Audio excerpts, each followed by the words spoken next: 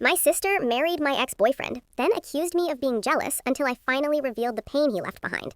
And in that moment, as I stood in the kitchen of our childhood home, the scent of Mom's lasagna bubbling in the oven mixing with the faint rain-dampened air from the open window, my world tilted on its axis, the phone in my hand feeling like a lead weight as Emily's voice chirped through the speaker with that effortless cheer she always wielded like a shield, announcing that she and Mark, of all people, had eloped last weekend in Vegas, a spontaneous decision after 6 months of dating, and wasn't it romantic? Wasn't it just the kind of bold move she'd always dreamed of, her words tumbling out like confetti while I gripped the counter, my knuckles white against the cool granite, trying to process how my younger sister, the one I'd protected from bullies in middle school and shared secrets with under blanket forts, had somehow ended up with the man who'd shattered me 7 years ago, leaving scars that still ached on quiet nights when I'd scroll through old photos on my phone or catch a whiff of his cologne on a stranger in the grocery store. And as she rambled on about the cheap chapel and the neon lights, I forced out a congratulations that tasted like ash in my mouth, my mind reeling back to the day Mark had walked out, his apologies hollow as he packed his bags after the miscarriage that had hollowed me out too, blaming my grief for pushing him away, when really it was his own cowardice, his inability to sit with the pain we'd created together.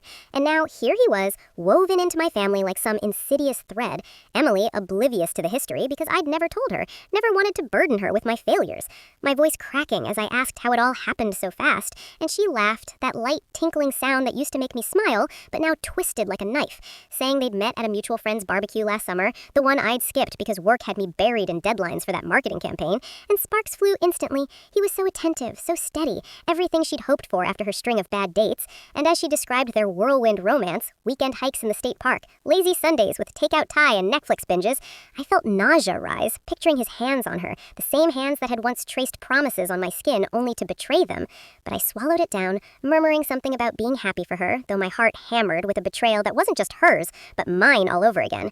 And then, as if sensing my hesitation, her tone shifted, grew defensive, accusing me of jealousy because I'd been single for years, stuck in my routine of early morning runs and late night emails. Hadn't I always been the overachiever who secretly envied her free spirit, her ability to leap without looking? And why couldn't I just be supportive for once instead of raining on her parade?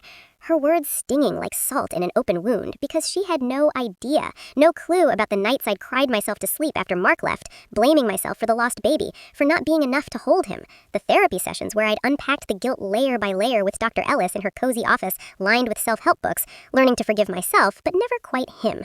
And now this, my sister married to the ghost of my past, flaunting it like a trophy, her accusation hanging in the air as I stammered a denial. But she pressed on, saying I needed to get over whatever grudge I held against Mark from back when we dated briefly in college.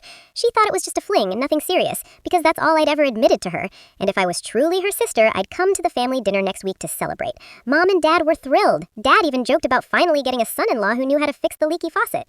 And as the call ended with her breezy, "Love you, sis," I slid down to the floor, the tile cold against my back, rain pattering harder outside as tears blurred my vision, the lasagna timer beeping insistently but ignored, my mind a storm of rage and grief, wondering how to navigate this minefield without exploding it all, protecting Emily from the truth that might shatter her illusion, while my own pain resurfaced like a drowned body floating to the top, the immediate fallout crashing over me in waves. Should I tell Mom, who was humming in the living room, oblivious, or keep it bottled until I could breathe again, the weight of 7 years of silence pressing down, forcing me to confront that maybe jealousy wasn't entirely absent, but it was tangled with a deeper hurt, a protective instinct for her that warred with my own unresolved wounds. And as the evening darkened, I poured a glass of wine with shaking hands, staring at my reflection in the window, the suburban streetlights flickering on like hesitant stars, knowing this revelation would change everything. But for now, the shock held me captive, raw and unrelenting, in the quiet of a house that felt too small for all the secrets it held. That first full night after the call stretched into something unrecognizable, the house settling around me with the same creaks and sighs it always had, yet every sound felt amplified, accusatory, as if the walls themselves were whispering judgments I couldn't quite hear. I stayed downstairs long after Mom went to bed, her goodnight kiss landing softly on my forehead like it had when I was 12 and feverish, oblivious to the storm churning inside me, and I sat at the kitchen table with the lights low, the half-eaten lasagna cold in its dish, pushing forkfuls around without tasting them while the rain tapped insistently against the window like it wanted in, my phone face down beside the wine glass I kept refilling in small, deliberate sips that did nothing to dull the edges, only sharpened the memories that kept surfacing. Mark's quiet voice the morning after the miscarriage telling me he couldn't do this anymore, couldn't watch me disappear into myself. The way he'd packed his duffel with mechanical precision while I sat numb on the edge of the bed, too broken to argue. And how I'd let him go without a fight because fighting would have meant admitting how much I still needed him, needed anyone. And now that same man was sleeping beside my sister somewhere in a rented condo downtown, probably with his arm draped over her waist the way he used to drape it over mine, and the thought made bile rise so fast I had to press my palm to my mouth. Around midnight, I finally climbed the stairs, each step heavy, pausing outside Emily's old room, now just a guest room with her high school trophies still on the shelf, because Mom couldn't bear to pack them away. And I leaned my forehead against the doorframe, breathing in the faint lavender scent from the diffuser she'd left behind years ago, wondering if she'd told Mark anything about me, if he'd mentioned our history even in passing, or if he'd rewritten it entirely, turning our 3 years together into a casual college thing, something forgettable. And the possibility that he'd erased me so completely hurt worse than the leaving had. In my own room, I didn't bother with pajamas, just kicked off my jeans and crawled under the covers in my sweater, the sheets cool against my skin, and I lay there staring at the ceiling fan spinning lazy circles, replaying her voice on the phone, the way accusation had crept in so easily. "You're jealous, aren't you? You always get like this when good things happen to me." And how I'd wanted to scream that it wasn't jealousy, or not only that, it was terror. Terror that he would do to her what he'd done to me, walk away when the shine wore off, when life demanded more than spontaneous road trips and inside jokes. But the words had lodged in my throat like stones. Sleep wouldn't come, so I pulled out my phone again, scrolled through old texts from him that I'd never deleted, stupid things like "don't forget milk" or "miss your laugh already," and then further back to the ultrasound photo I'd saved in a hidden folder, the tiny blur that had been ours for 11 weeks before it wasn't, and the grief hit fresh. Not the sharp stab of years ago, but a dull, persistent ache that made my chest feel too tight. At some point, I heard Dad's soft footsteps in the hall, the creak of the bathroom door, the flush, then silence again, and I wondered if he'd sensed something off at dinner, if he'd noticed how I'd barely spoken while Mom chattered about Emily's news, her excitement bubbling over like she was planning a wedding instead of reacting to an elopement she hadn't been invited to, and how I'd forced smiles and nodded, terrified that if I opened my mouth, the truth would spill out messy and irreversible. Sometime near 3, I must have dozed, because I woke with a start to the sound of my own sob, muffled into the pillow, and the confession I'd held back all evening finally broke loose in the dark. I whispered it to the empty room. "He left me when I lost the baby, Em. He just left." The words tasting like rust, and saying them aloud made the pain real again, tangible, something I could almost hold instead of something I'd buried under work and runs and polite distance. I didn't cry after that, just lay there exhausted, eyes burning, listening to the rain slow to a drizzle, and when the first gray light crept under the blinds, I got up, made coffee in the quiet kitchen, the machine gurgling like an old friend, and stood at the sink watching steam rise from the mug while I decided I couldn't tell her yet. Not tonight, not when the wound was still so fresh it bled at the slightest touch. But I also couldn't pretend forever. The confession would have to wait until I could say it without shattering, until I could look at her and see my sister first, not the woman wearing my history like a second skin. And as the house began to stir, Mom's slippers shuffling, Dad's newspaper rustling, I took my coffee to the back porch, sat on the damp steps despite the chill, and let the morning air steady me, one slow breath at a time, knowing the truth was coming, inevitable as the next rain. But for this one night, I had survived the first telling to myself, raw and alone, and that small endurance felt like the only foothold I had left in a world that had shifted overnight. The next morning arrived brittle and too bright, the kind of clear autumn day that makes everything feel exposed, and I woke to the smell of coffee already brewing downstairs. Mom's routine is steady as a heartbeat, even when mine was stuttering. I pulled on yesterday's jeans and a hoodie, avoided looking too long in the mirror because my eyes were puffy and red-rimmed, like I'd been crying in my sleep, which maybe I had, and went down to find her at the stove, scrambling eggs, humming off key to whatever oldie station she kept on low, Dad already at the table with his tablet open to the sports scores, and for a second, the normalcy of it all felt like a betrayal, how the world could keep turning while my insides were still knotted around last night's confession to an empty bedroom. I poured myself coffee, black and scalding, and sat across from Dad, murmuring good morning, while Mom slid a plate in front of me without asking if I was hungry, her maternal radar probably picking up the tension but not yet knowing its shape. And when she asked if I'd talked to Emily yet about coming for dinner next weekend to celebrate the elopement, her voice bright with that forced enthusiasm parents use when they sense a crack, I managed a non-committal, "we'll see," my fork scraping the plate louder than necessary, and Dad glanced up then, eyebrows raised just enough to tell me he'd noticed I hadn't eaten more than 2 bites at dinner last night either, but he didn't press, just went back to scrolling headlines while Mom launched into logistics, wondering if we should get a cake or maybe cupcakes since Emily always preferred those, and I felt the words rise again, the truth about Mark sitting heavy on my tongue like a stone I couldn't swallow or spit out. So instead, I said I had to run some errands, grabbed my keys, and left before they could ask why I looked like I hadn't slept, the screen door banging shut behind me with more finality than I intended.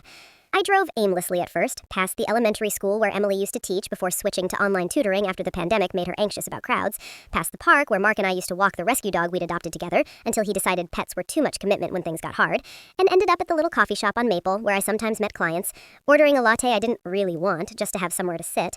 The barista, same one who'd been there for years, always remembering my name, asked how I was doing and I said fine, automatic, but my voice cracked on the second syllable and she gave me that gentle look people reserve for bad news without asking for details, sliding an extra cookie across the counter like a quiet kindness.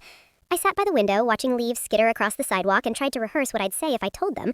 Mom would cry, probably blame herself for not seeing how unhappy I'd been back then. Dad would go quiet, the way he does when he's angry, fists clenched under the table. And Emily would either defend him fiercely because that's how she loves, all in or all out, or she'd crumble. And I wasn't sure which scared me more, the thought of her choosing him over the truth, of her accusing me again of jealousy, of sabotage, made my stomach twist so hard I pressed my hand against it, breathing slow like Dr. Ellis had taught me during those months after the miscarriage, when panic attacks came without warning.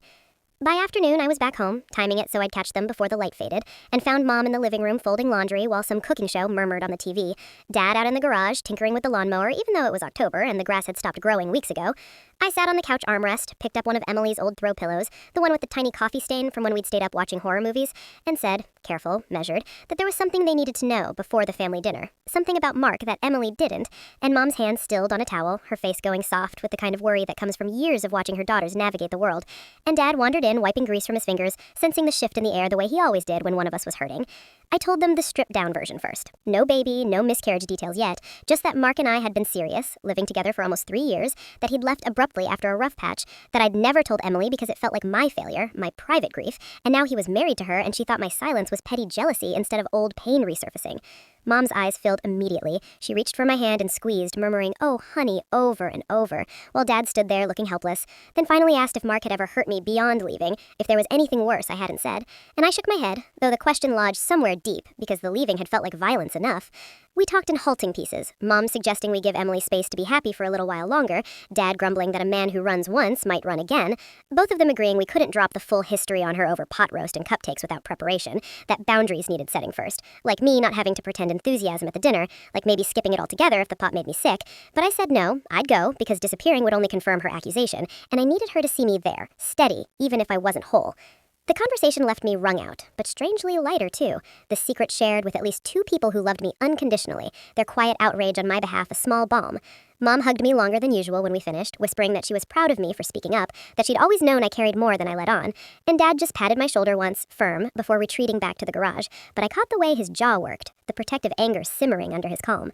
Later, when the house quieted again, I texted Emily a simple, "Looking forward to dinner next week, let's talk more then." No emojis, no exclamation points, just enough to keep the door cracked open without inviting the storm yet. And as I lay in bed that night, listening to the furnace click on against the dropping temperature, I felt the first faint outline of a boundary forming. Not hard and unyielding, but something I could stand behind, something that said my pain mattered too, even if revealing it would hurt her. The progress was small, incremental, like the way daylight creeps back after the longest night. But it was there, and for the first time since her call, I let myself believe that protecting her didn't mean erasing myself entirely. By Sunday, the decision crystallized, without fanfare, the way important choices sometimes do when exhaustion finally overrides indecision. I needed distance, not the dramatic kind that ends in slammed doors and ultimatums, but the quiet, deliberate kind that lets air reach bruised places. I told Mom over breakfast, her making pancakes the way she always did on weekends, stacking them high with butter and syrup even though none of us had much appetite lately, that I was going to stay with Sarah for a few days, my college roommate who'd moved to the next town over after her divorce and now lived in a tidy duplex with a spare room that always smelled faintly of eucalyptus from the essential oil diffuser she ran constantly. Mom nodded slowly, her spatula pausing mid-flip, eyes searching mine for cracks she already knew were there, and said, "Take as long as you need, honey. Just text when you get there so I don't worry." While Dad lingered in the doorway with his coffee mug, offering to carry my bag to the car without being asked, a small gesture that carried the weight of everything he couldn't say. I packed light, just enough clothes for 4 nights, my laptop because work didn't pause for family earthquakes, the worn paperback of a novel I'd been rereading for comfort since the call, and the small velvet box containing the ultrasound picture I still carried like a talisman, hidden at the bottom of my toiletry bag where no one would accidentally find it. The drive was 40 minutes of highway and then quiet county roads lined with turning maples, the radio off because silence felt safer than any song that might trigger a memory, and when I pulled into Sarah's driveway, she was already waiting on the porch steps in sweatpants and a university hoodie from our senior year, 2 travel travel mugs of coffee in hand. She didn't hug me right away, just handed me one and said, "Come on, let's sit outside while it's still warm enough." And we settled into the mismatched Adirondack chairs she'd painted teal last summer, watching neighborhood kids ride bikes in lazy circles while leaves drifted down like slow confetti. I told her everything then, starting from Emily's phone call and working backward through the years I'd kept compressed into neat summaries. College love, cohabitation, the pregnancy we hadn't planned but wanted once we knew, the bleeding that started one Tuesday morning and didn't stop, Mark's suitcase in the hall by Friday night. Sarah listened without interrupting, only reaching over once to squeeze my wrist when my voice faltered on the part about waking up alone in the apartment afterward, the silence louder than any argument we'd ever had. When I finished, she exhaled long and slow, then said the thing I'd been afraid to admit, even to myself. He doesn't get to rewrite the story just because he married your sister now, and you don't have to pretend the past didn't happen to keep the peace. That first evening, we ordered Thai takeout, pad see ew for her, green curry for me, and ate cross-legged on her living room floor with Netflix paused on some true crime documentary neither of us was really watching. Between bites, I started listing the rules I needed if I was going to survive the family dinner and whatever came after, speaking them aloud like incantations to make them real. No forced smiles when Mark was mentioned, no pretending we were old friends if conversation turned that way, full transparency with Emily eventually, but on my timeline, not hers. And if she accused me again of jealousy, I would say calmly that jealousy might be part of it, but grief was the bigger piece, and she didn't get to dismiss that. Sarah nodded at each point, adding her own practical additions. Mute notifications from the family group chat if they got too celebratory. Block his number if he tried reaching out directly. He hadn't yet, but the possibility loomed. Schedule a session with Dr. Ellis as soon as I got back, because individual therapy had kept me afloat once and might again. We stayed up late, talking in circles around the same wounds, her sharing fragments of her own divorce, the lawyer meetings, the custody schedule for their dog, the way silence after betrayal feels like drowning. And by the time we finally went to bed, I felt the first thin thread of clarity. Protecting Emily didn't mean swallowing my truth forever. It meant delivering it carefully, when I could stand straight enough to withstand the fallout. The next 2 days blurred into a gentle routine.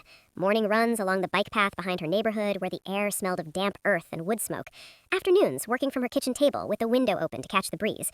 Evenings cooking simple dinners together, pasta with jarred sauce and too much garlic because we both liked it strong. And long stretches of quiet where I journaled on my phone in the Notes app. Bullet points of memories I'd buried and questions I still couldn't answer. Did he ever regret leaving? Did he tell her anything real about us? Would knowing change how she looked at him, at me? Sarah didn't push for answers, just refilled my water glass or put on music when the quiet grew too heavy.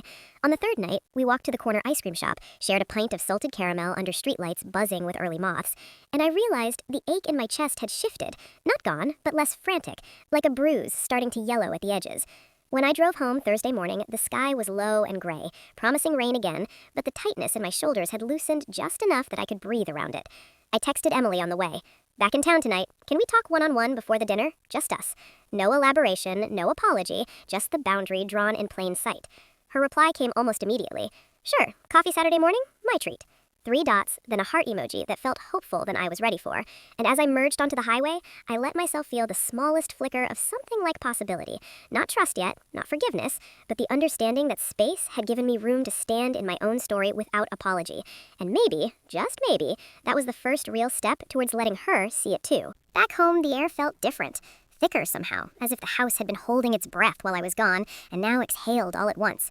I dropped my bag in the hall, hugged Mom quickly. She smelled of the same lavender hand cream she'd used since I was small, and told her I'd booked a session with Dr. Ellis for Tuesday afternoon, the earliest opening she had, because the weekend at Sarah's had clarified one thing. I couldn't keep carrying this alone anymore, not if I wanted any chance of emerging on the other side without permanent damage. Dad was in the garage again, sanding down an old bookshelf he'd been meaning to refinish for years, and when I poked my head in, he just nodded once, a quiet acknowledgement that I'd returned steadier than I'd left, then went back to the rhythmic scrape of sandpaper against wood, the sound oddly soothing in its monotony. Tuesday came with the first real cold snap of the season, frost edging the car windows when I drove to Dr. Ellis's office in the strip mall behind the library, the waiting room still smelling faintly of cinnamon from the plug-in air freshener she'd had for years. She greeted me with the same calm smile, no surprise or judgment when I said it had been almost 4 years since my last appointment, just ushered me in and asked what had brought me back. I started haltingly, the words rusty from disuse, but once I mentioned Emily's call, the story poured out in a rush. The elopement announcement, Mark's name landing like a slap, the old grief roaring back to life, the way Emily had mistaken my silence for envy, and how that misreading had cut deeper than I'd expected. Dr. Ellis listened, head tilted slightly, jotting occasional notes without breaking eye contact, and when I finished, she asked the question that always felt like a gentle hand on my shoulder. What part of this feels most like the pain from 7 years ago, and what part feels new?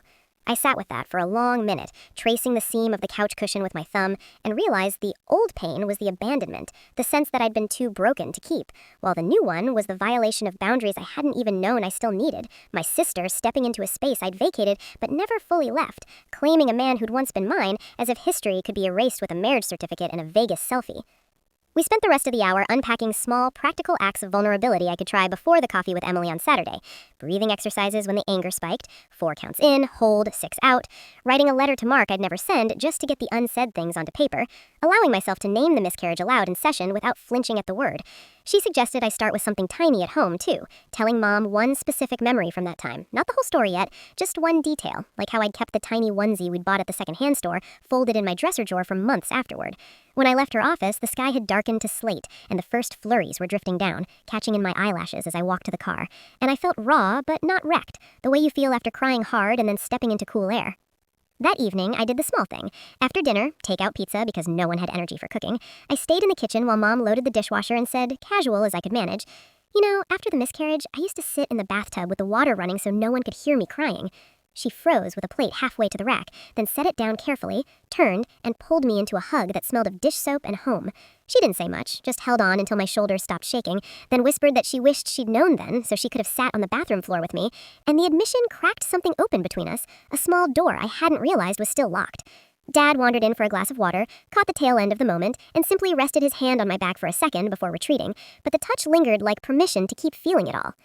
The rest of the week passed in careful increments. I muted the family group chat when Emily sent pictures of her and Mark at a fall festival, pumpkin patch, hayride, matching flannel shirts that made my stomach turn, and instead focused on work deadlines, early runs where my breath puffed white in the cold, evenings scrolling Netflix without really watching, letting the quiet rebuild my reserves. I wrote the unsent letter to Mark one night in my laptop in bed, pages of anger and grief and the questions that still haunted me. Did you ever think about what we lost? Did leaving make it easier for you? And when I finished, I saved the document in a password-protected folder, not as closure, but as evidence that my pain had shape, weight, a right to exist. By Friday, I felt the tentative edges of readiness for Saturday's coffee. Not armored exactly, but less fragile, like scar tissue starting to form over an old wound.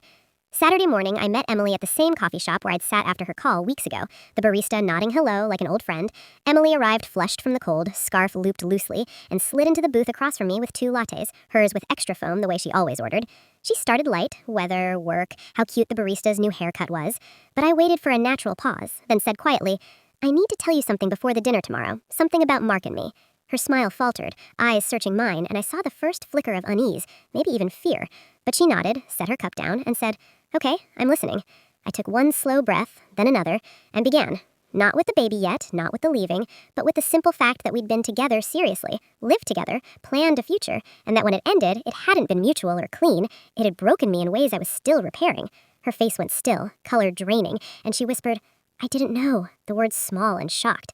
And in that moment, I saw her begin to glimpse the depth beneath my silence, the first crack in her certainty that this was only jealousy, nothing more. We didn't finish the conversation there, too much for one booth, one morning, but when we parted, she hugged me longer than usual, murmured, "Thank you for telling me," and as I watched her walk to her car through the flurrying snow, I felt the smallest shift. Not forgiveness yet, not even understanding fully, but the beginning of vulnerability shared, a tentative bridge built from my side, waiting to see if she'd step onto it too. The family dinner loomed like a weather system on the radar, inevitable and charged. So when Emily texted the day after our coffee asking if I'd be open to a joint session with a couples therapist she and Mark had started seeing, just to make sure everything's okay between us 3. No pressure, but I think it could help. I stared at the message for a full 10 minutes before replying yes. Not because I trusted the process yet, but because refusing would have closed the fragile door we'd cracked open. She booked it for Wednesday evening, at the same practice where Dr. Ellis worked. Different therapist, though. A woman named Dr. Patel, whose website photo showed kind eyes behind wire-rimmed glasses, and a bio that emphasized navigating blended family dynamics with compassion and clarity. I spent the intervening days in a low hum of anticipation, running longer routes to burn off the restless energy, answering work emails with mechanical focus, eating meals with Mom and Dad where conversation stayed light, weather forecasts, neighborhood gossip, the new mystery series they'd started on Netflix, because we all understood the real talk was coming soon enough and didn't need rehearsing. Wednesday arrived damp and gray, the kind of evening where headlights smear across wet pavement and everything feels slightly muffled. I drove to the office alone, Emily Emily and Mark already there when I walked into the small waiting area with its neutral beige walls and stack of outdated parenting magazines, the two of them sitting close on the love seat, her hand resting lightly on his knee in a gesture that looked practiced, protective.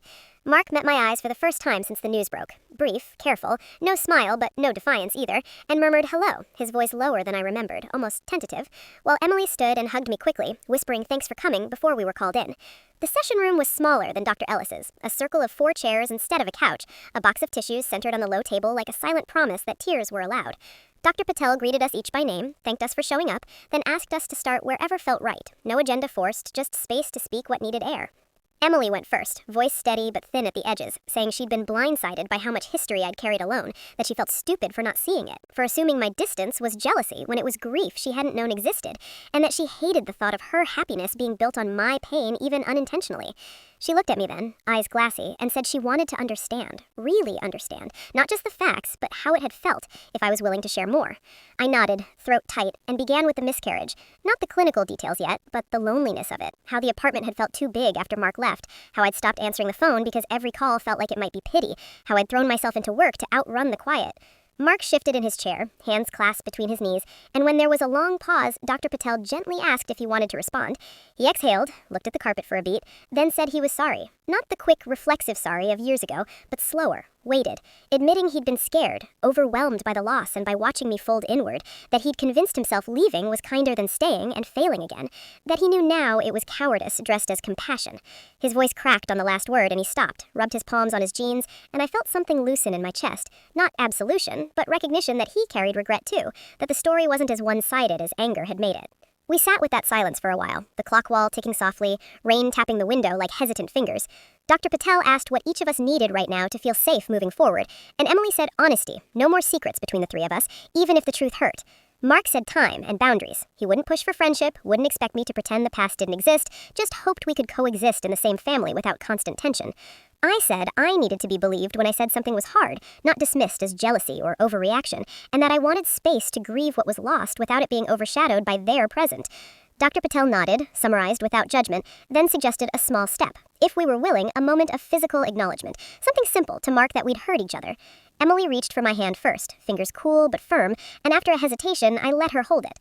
Mark didn't reach across, just placed his open palm on the arm of his chair facing me, and offering without demand, and I surprised myself by resting my free hand there for a few seconds, not holding, not pulling away, just contact, brief and deliberate, the warmth of skin against skin grounding in a way words hadn't managed. When the hour ended, we didn't hug goodbye in the parking lot, didn't make plans for immediate follow-up, but as I unlocked my car, Emily called my name softly, jogged over through the drizzle, and said she was proud of me for coming, that she loved me more than she'd said lately, and I managed a small, real smile. Told her I loved her too, the words easier than they had been in weeks. Driving home, the wipers swept steady arcs across the windshield, streetlights hollowed in rain, and I felt the shift inside. Not dramatic, not healed, but a loosening, like a knot finally worked loose enough to breathe around. Back at the house, I sat on the porch steps, despite the wet, coat hood up, listening to the drip from the gutters while Mom's kitchen light glowed warm behind me, and for the first time since the call, I let myself imagine a future where the 3 of us could share space without bleeding on each other constantly. Tentative, scarred, but possible. The quiet hope felt fragile as new skin, but it was there, growing in the small acts we'd managed tonight, listening without defense, touching without claiming, naming the deeper issues instead of skimming the surface.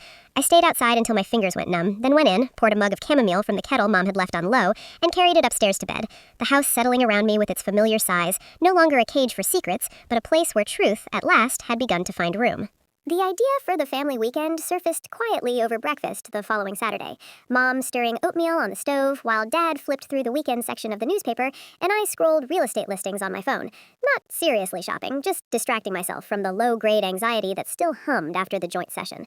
She set bowls in front of us, steam curling up with the scent of cinnamon, and said almost casually that she'd been thinking about the cabin up at Lakeview, the one Dad's brother had inherited years ago and barely used, how it had sat empty through too many autumns, and maybe a short getaway there next weekend could be good for all of us, a chance to breathe the same air away from the usual routines and screens.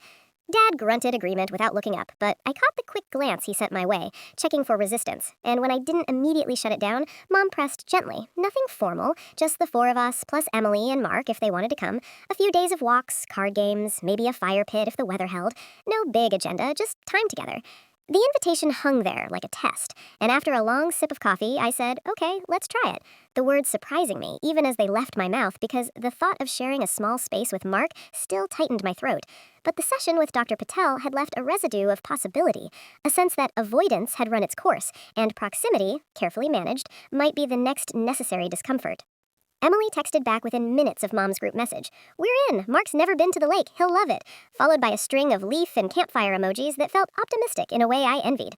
I packed methodically the following Thursday evening. Jeans, thermal layers, the novel I still hadn't finished, a bag of apples from the farmer's market because I knew Emily liked them sliced with peanut butter for late-night snacks, and the small notebook where I'd started jotting thoughts after therapy, not for confrontation, but for clarity. Friday morning, we drove up in 2 cars, Mom and Dad ahead with the cooler of groceries, me following with Emily and Mark in their SUV, because Emily had insisted on carpooling to make it feel like old times, her voice bright on the phone but softer when she climbed into my passenger seat, Mark settling in the back with a quiet nod and a murmured thanks for the ride. The first hour passed in careful small talk. Traffic, the new bypass they'd finished last year, how the leaves were peaking earlier than usual, until Emily turned the radio down and asked, tentative, if I wanted to hear about the house they were looking at, a fixer-upper in the next suburb over. And I said yes, genuinely curious despite myself, listening as she described the wraparound porch and the weird wallpaper in the guest bath, Mark adding details about the backyard slope that could be terraced for a garden. Hearing him speak without defensiveness, instead of dominating, chipped at the caricature I'd built in my head over years of silence. The cabin smelled of pine and last season's wood smoke when we arrived, dust motes dancing in the slanted afternoon light as we unloaded bags and opened windows to air out the mustiness. Mom took charge of the kitchen, unpacking casseroles she'd pre-made, while Dad and Mark carried in firewood from the stack under the overhang, their conversation drifting to practical things, best way to split logs, whether the chimney needed sweeping, simple male shorthand that felt oddly neutral, almost safe. That first evening, we walked the short trail to the lake as the sun dipped, Emily linking her arm through mine the way we used to when we were kids, Mark trailing a few steps behind with Dad, the 4 of us moving in loose formation along the water's edge, where cattails rustled and a heron lifted off with slow wing beats. At the fire pit later, after burgers and s'mores, the night cooled fast, and we pulled chairs closer to the flames, blankets draped over shoulders, and the talk turned deeper without anyone forcing it. Emily admitting she'd been scared I'd pull away permanently after learning the truth, that she'd replayed every insensitive comment she'd made on that first call and hated herself for them. I told her I'd been scared too, scared that telling her would cost me my sister, that Mark would always be the wedge even if he wasn't trying to be anymore. He listened from across the fire, face half in shadow, then spoke quietly about how he'd spent years convincing himself the past was sealed, that bringing it up would only hurt more people. But sitting here now, he saw how silence had done its own damage, how he'd wished he'd stayed to grieve with me instead of running. The words landed heavy, but not explosive, and when he finished, I didn't respond right away, just stared into the coals, until Emily reached over and took my hand, squeezing once, and I squeezed back, letting the moment hold without needing to fill it. Saturday brought rain, steady and soft, so we stayed inside playing board games on the worn rug, Monopoly first, then cards, laughter breaking out when Dad bankrupted everyone with hotels on Broadway, and between turns I caught Mark watching Emily with the same quiet attentiveness he'd once given me, but it didn't sting the way I'd feared. Instead, it felt like evidence of change, or at least of capacity for it. That night, after the others went to bed, Emily and I stayed up on the porch swing under the overhang, rain drumming on the metal roof, sharing a blanket and the last of the hot cocoa. She asked about the miscarriage then. Really asked. Not the facts, but how it felt in my body, in my days. And I told her about the hollow weeks, the way food tasted like cardboard, how I'd drive past the park we used to walk in and have to pull over because the grief ambushed me. She cried silently beside me, then said she was sorry, not for loving him, but for not knowing sooner, for not being there when I needed someone. I leaned my head on her shoulder, the old familiar weight of it comforting, and whispered that I was sorry too, for keeping her in the dark, for letting resentment color the way I looked at her happiness. We sat like that until the rain eased, then went inside, her arm around my waist as we climbed the stairs, a small physical closeness that felt earned. Sunday morning, the sun broke through, turning the lake silver, and we walked again, all 6 of us this time, in a loose line, no one rushing, no one lagging too far behind. At one point, Mark fell into step beside me, not crowding, just matching pace, and after a few minutes of quiet, he said he didn't expect forgiveness, not yet, maybe not ever, but he hoped we could keep finding ways to be in the same room without it costing either of us too much. I told him I wasn't there either, but that the weekend made the not yet feel less permanent, and when he nodded, eyes forward on the path, I felt the last tight coil in my chest unwind a fraction. By the time we packed up to leave, the cabin held the scent of coffee and wood smoke and something warmer, connection. Tentative and tested, but real. Driving home with Emily beside me again, radio low and windows cracked to let in the crisp air, I reached over and turned up the song she'd always loved, the one we used to belt out on road trips, and when she joined in off-key, I laughed, real and unforced, the sound surprising us both. The reconnection wasn't seamless. Scars still showed in the careful pauses, the way glances lingered a second too long. But it was meaningful. Physical in the hugs goodbye, emotional in the promises to keep talking. And as the highway unrolled toward home, I let myself feel the quiet emergence of forgiveness. Not a grand erasure, but a slow, hard-earned permission to move forward together. Wounds acknowledged, bonds reforged in the ordinary acts of showing up. A year slips by in the quiet accumulation of ordinary days, the kind that once felt fragile under the weight of everything unsaid, but now carry their own steady rhythm. And on the morning of the anniversary, not the wedding anniversary Emily and Mark quietly marked with a weekend in the mountains, but the day I first heard her voice on the phone announcing they'd eloped, the day the past rushed back to claim space in the present, I wake before the alarm, light slanting through the blinds and thin gold bars across the quilt, and lie there listening to the house breathe.